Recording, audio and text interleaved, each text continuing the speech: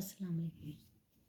کوئی بھی مشکل حالات، پریشانی اور دکھ میں ہم وقت کیسے گزاریں اور جس سے ہمارا فیتھ جو ہے وہ ڈگمگائے نا، اور کیونکہ بہت زیادہ دفعہ ہم پریشان ہوتے ہیں نوئنگ دیٹ کہ اللہ تعالیٰ کے پاس ہمارے لیے بہترین پلان ہے۔ تو دو سچویشنز آپ کے سامنے میں رکھتی ہوں۔ ایک یہ کہ آپ کا کہیں ایڈمیشن آپ چاہتے تھے ہو جائے، وہ نہیں ہوا۔ آپ کہیں جاب چاہتے تھے، وہ آپ کو نہیں ملی۔ یہ تو رزق کا معاملہ ہو گیا، اور بہت ساری آپ تھوڑی دیر کے لیے سیڈ ہوتے ہو، پریشان ہوتے ہو، دوبارہ ٹرائی کرتے ہو، right. In a same situation بہت ساری ایسی سچویشن ہوتی ہیں جس میں آپ ہرٹ ہوتے ہو کسی دوسرے انسان کی وجہ سے۔ لیٹس سے آپ کی انگیجمنٹ ہوئی، وہ نہیں چل سکی، ختم ہو گئی۔ آپ کی شادی نہیں چل سکی، آپ نہیں چاہتے تھے کہ آپ کے پیرنٹس ڈائیورس ہوں، لیکن اس کے باوجود آپ کو ایک بروکن فیملی کا پارٹ ہوتے ہیں۔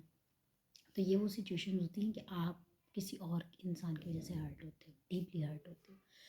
تو ہرٹ ہونا، پریشان ہونا ڈزنٹ مین کہ آپ کے اندر صبر نہیں ہے یا آپ کے اندر توکل نہیں ہے، ٹھیک ہے۔ ہم صبر اور توکل ہونے کے باوجود ان ایموشنز کو، ان تکلیفوں کو فیل کر سکتے ہیں، ان مومنٹس میں رہ سکتے ہیں۔ تو کیونکہ اوبیسلی ہمیں اللہ تعالیٰ نے اینجلس تو پیدا نہیں کیا نا، this is that's being human, تو ہیومن میں یہ سارے ایموشنز آ جاتے ہیں۔ تو in a same situation let's سے آپ، اب میں بات یہ کری تھی کہ دوسرے لوگوں کی وجہ سے جب آپ ہرٹ ہوتے ہو، تو ہمیں ساری سچویشنز یا جو بھی میں نے اوپر مینشن کی ہیں، ہمیں قرآن پاک سے سبق لینا چاہیے۔ وہ لوگ جو جن کی اسٹوریز قرآن پاک میں ہیں، وہ بہت بہترین لوگ تھے ہم سے۔ تو جیسے حضرت یعقوب علیہ السلام کا کوئی کنٹرول نہیں تھا اپنی فیملی کے اوپر، ہی واز ہرٹ۔ حضرت ابراہیم علیہ السلام، he was an incredible human being, اور ان کا کوئی کنٹرول نہیں تھا اپنے فادر کی چوائسیز کے اوپر۔ ان اے سیم وے حضرت نوح علیہ السلام ایک ایسی عورت کے ساتھ ان کی شادی ہوئی تھی، وہ رہ رہے تھے جو کافر تھیں، اور پھر اس کے بعد آسیہ بینگ میرڈ ٹو فرعون was not an easy thing. حضرت ابراہیم علیہ السلام کو گھر سے نکال دیا گیا، living home was not an easy thing. حضرت موسیٰ علیہ السلام ran from his house, running from house was not an easy thing. وہ لوگ بھی ٹراماٹائزڈ ہوتے تھے، ان لوگوں کو بھی تکلیفیں ہوتی تھی، صحیح، تو ان لوگوں کو بھی تکلیفیں ہوتی تھیں۔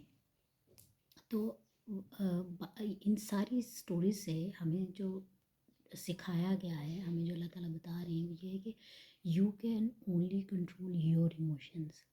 آپ کا اپنی ایموشنز کے اوپر، اپنے اوپر کنٹرول ہونا چاہیے آپ کا، ٹھیک ہے۔ اپنے اوپر کنٹرول کریں، مشکل حالات کے بعد آسانی ہے۔ اور انا للہ و انا الیہ راجعون، جب بھی کوئی مشکل آتی ہے، کیوں یہ کہا گیا کہ اس کو پڑھنا چاہیے، we belong to Allah and we have to get back to him, ہمیں واپس جانا ہے اللہ تعالیٰ کے پاس۔ تو جب بھی کوئی مشکل بات ہوتی ہے، مشکل سچویشن ہوتی ہے، یہ سوچیں کہ کتنی دیر تک یہ سچویشن رہ لے گی، کتنی دیر تک یہ مشکل حالات رہ لیں گے۔ جب تک میں زندہ ہوں، تو میں تو بہت زیادہ عرصے کے لیے زندہ نہیں ہوں۔ اور پھر ہوپ کے لیے اللہ تعالیٰ نے قرآن پاک میں ہمیں سکھائی نا مع العسر یسرا، ہر مشکل کے ساتھ آسانی ہے۔ تو اب آپ اپنے آپ کو ان شوز میں پٹ کر کے دیکھیں، جب رسول پاک صلی اللہ علیہ وسلم کا انتقال ہوا تو ان کے جو ساتھی تھے وہ کتنے پریشان، کتنے دکھی، کتنے آنسوؤں میں تھے وہ۔ تو ایسے سچویشن میں ان کا یہ فیتھ، اس چیز کے اوپر فیتھ، انا مع العسر یسرا، وہ کیسا ہوگا؟